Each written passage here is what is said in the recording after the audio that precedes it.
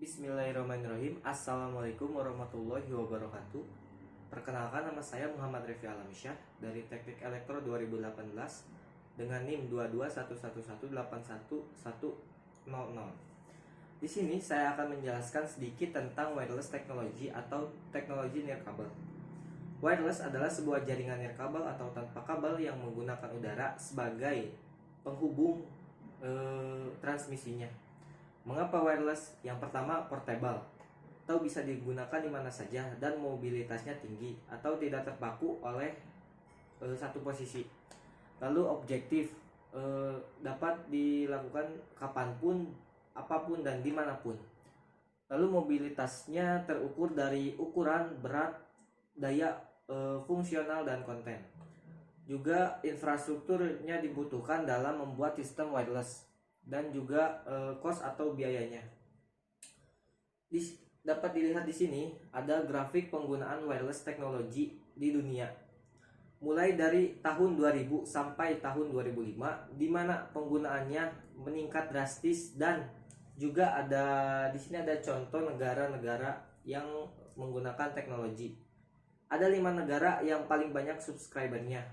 Yang pertama Jepang, lalu diikuti oleh Asia Pasifik, ada juga Amerika Latin, terus Eropa Barat dan juga Amerika Utara. Lalu di sini juga ada spektrum dari komunikasi wireless. Di sini dapat dilihat untuk batas kerja komunikasi wireless dan juga implementasinya. Di situ ada VLF, terus ada LF sampai dengan ada EHF yang paling tinggi atau yang paling besar. Untuk yang paling tinggi di situ ada VLF atau very low frequency, dan yang paling besar ada EHF atau extra high frequency. Jadi semakin tinggi frekuensi, makin tinggi juga jarak komunikasinya. Di situ juga ada batasan-batasan kerja komunikasi wireless.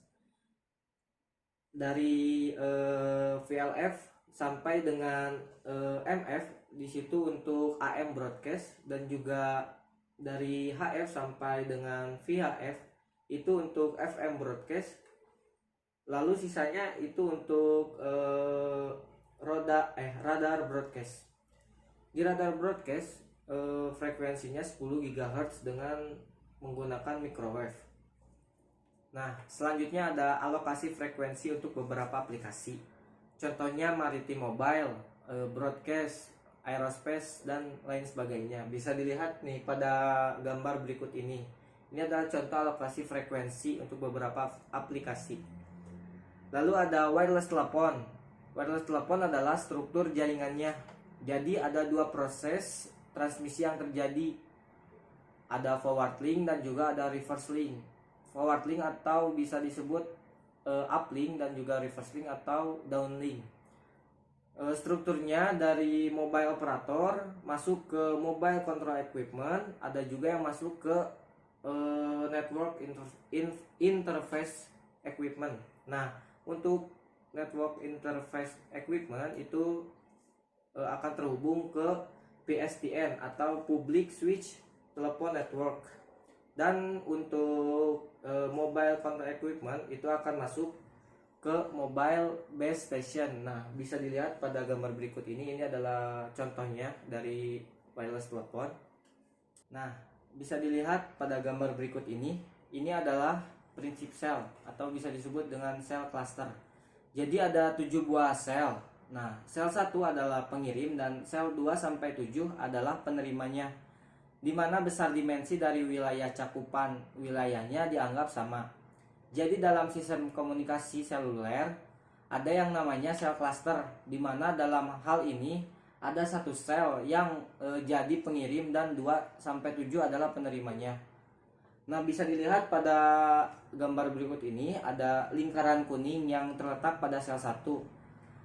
Lingkaran kuning ini adalah area cover atau kemampuan untuk mengirim informasi pancaran transmisinya dari sel 1, dan lingkaran merah adalah area kemampuan penerima untuk sel 3. Jadi diambil contoh pada sel 3 ya. Nah, tetapi untuk sel 1 area covernya akan overlap lihat pada gambar berikut ini dengan sel 2 sampai sel 7. Proses ini tidak diinginkan. Jadi proses ini adalah dengan membuat frekuensi yang berbeda untuk setiap sel penerimanya. Nah, ada pula tekniknya menggunakan SDMA. Dilihat ada beberapa sel dengan warna yang berbeda dan diasumsikan untuk warna yang sama adalah memiliki frekuensi kerja yang sama juga. Bisa dilihat pada gambar berikut ini nih. Untuk SDMA mengalokasikan setiap sel pada jarak tertentu di mana sel tersebut mempunyai frekuensi yang sama jika dipisahkan dengan jarak yang sama juga. Lalu adapun sel handhover atau pemindahan pengiriman akibat perubahan posisi user. Jadi ketika handphone berada di sekitar wilayah A, bisa dilihat pada gambar berikut ini nih, itu akan terhubung ke tower sel A, dan ketika HP itu berjalan ke area B, maka otomatis akan berpindah saluran ke tower B. Ada pula ukuran pada sel, bisa dilihat pada gambar berikut ini nih. Ukuran sel tergantung pada objek atau usernya. Ada makro sel, ada juga mikrosel, dan ada juga pikosel. Untuk makrosel tersebut penggunaannya yang bergerak cepat seperti mobil. Untuk mikrosel yang penggunaannya yang lambat atau pejalan kaki, dan untuk pikosel biasa digunakan di setiap gedung-gedung. Lalu komunikasi seluler menggunakan multiple access untuk proses transmisinya. Ada yang menggunakan FDMA atau Frequency Division Multiple Access. Ada juga yang menggunakan TDMA atau Time Division Multiple Access. Ada juga yang menggunakan CDMA atau Code Division Multiple Access. Nah, untuk FDMA bisa dilihat pada gambar berikut ini. FDMA ini mendivisikan channel-channel berdasarkan input frekuensi. Jadi berdasarkan frekuensinya. Jadi setiap channel memiliki frekuensi frekuensi tertentu atau frekuensi yang berbeda-beda. Informasinya juga menyesuaikan dengan salurannya. Cara kerjanya juga mengirimkan informasi satu saluran yang dibagi-bagi sesuai frekuensinya. Adapun TDMA atau Time Division Multiple Access. TDMA ini masih dalam satu saluran tetapi dikirimnya bergantian atau berurutan. Bisa dilihat pada gambar berikut ini. Ini tuh jadi yang pertama dikirimkan adalah untuk K1 dengan rentang waktu yang sudah ditentukan dan bekerjanya pun secara bergantian. Lalu di sini ada kombinasi antara TDMA dan juga FDMA yang berupa GSM. Kombinasi ini adalah mengalokasikan dengan beberapa frekuensi dan beberapa waktu. Bisa dilihat pada gambar berikut ini. Lanjut ada CDMA. Jadi CDMA ini cara kerjanya dengan mengkodekan setiap saluran yang ada pada saluran transmisi. Jadi bekerjanya secara ortogonal. Setiap informasi akan dikodekan berdasarkan pengkodeannya. CDMA ini hanya bisa digunakan dalam sistem komunikasi digital. Sinyalnya juga dalam bentuk bit. Nah, bisa dilihat ini adalah contoh dari CDMA seperti ini. Oke, selanjutnya ada cellular generation atau generasi dari komunikasi seluler. Yang pertama ada 1G. Jadi 1G ini masih menggunakan analog dengan teknologinya berupa AMPS. Lalu ada 2G yang nama teknologinya itu GSM. Lalu ada 2.5G yang nama teknologinya itu GPRS atau Edge. Nah, pada sampai di 2G masih menggunakan sirkuit switch atau komunikasi pesan. Lalu ada 3G dan 4G yang sudah menggunakan package switch. Nah, jadi makin tinggi generasinya, bitrate-nya juga akan makin berkembang. Bisa dilihat ini adalah contoh GSM yang 2G. Nah, ini arsitektur jaringannya seperti ini. Jadi dari BTS masuk ke BSC, lalu dari BSC masuk juga ke MSC. Nah, MSC ini sebagai gateway yang menghubungkan ke jenis transmisinya. Lalu ada jenis komunikasi pertama, ada yaitu berupa SMS. Nah, SMS ini mengirim atau menerima sebuah pesan singkat dan hanya pada ada teknologi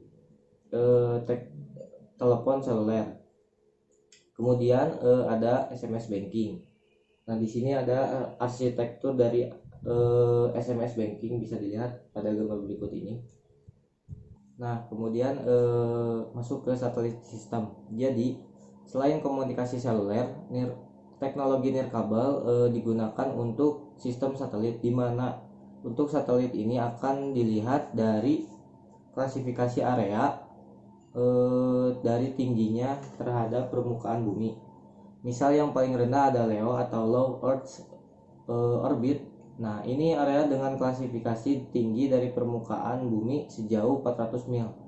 Terus ada MEO atau Medium Earth Orbit, dan yang paling jauh ada Geostationary Earth Orbit dengan jarak 22.300 mil.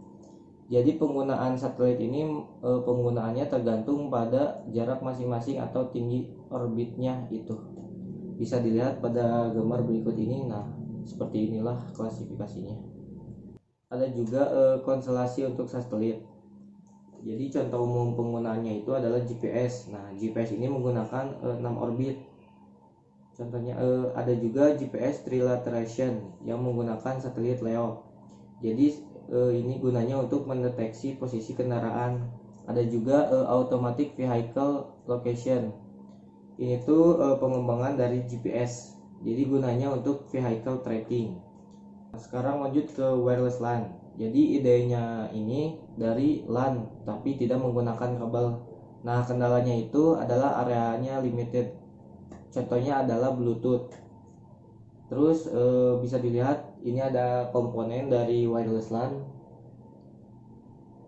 Lanjut ke konfigurasinya. Nah, yang pertama ada peer to peer atau user ke user, lalu ada client and access point atau untuk mengirim informasi melalui satu access point, lalu ada multiple access point and roaming. Lalu yang terakhir ada directional antenna. Jadi ini tuh improvisasi dari ketidakmampuan wireless LAN. Tadi ada Bluetooth, yaitu Bluetooth salah satu aplikasi dari wireless LAN. Penggunaannya terdapat di PC, HP, printer, modem, headset, dan lain sebagainya. Nah, karakteristik Bluetooth ini bekerja di 2,4 GHz frekuensi yang ditentukan oleh ISM. Range-nya 10 meter sampai 100 meter. Terus menggunakan teknik frekuensi hop, yaitu membagi pita frekuensi berdasarkan channelnya. Bandwidthnya 1 sampai 2 Mbps.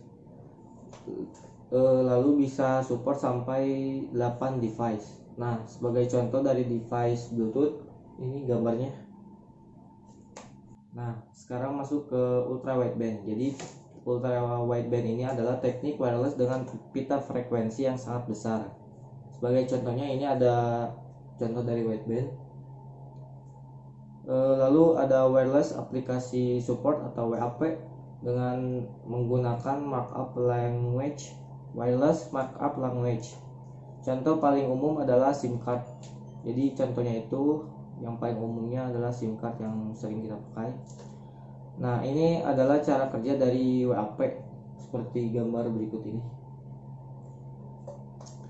Lalu kemudian ada e-mode atau sebagai contohnya yaitu email, browser, location, tracking, dan lain sebagainya. Nah, adapun standar untuk wireless itu sendiri yang ditentukan oleh organisasi internasional, yaitu seperti contohnya 802.11b dengan 2,4 GHz dengan radius 11 Mbps. Nah, ada pula 4G, 3G dengan standarnya masing-masing. Jadi setiap standar wireless itu ada standarnya masing-masing. Sekian yang bisa saya sampaikan. Mohon maaf bila ada kekurangan. Assalamualaikum warahmatullahi wabarakatuh.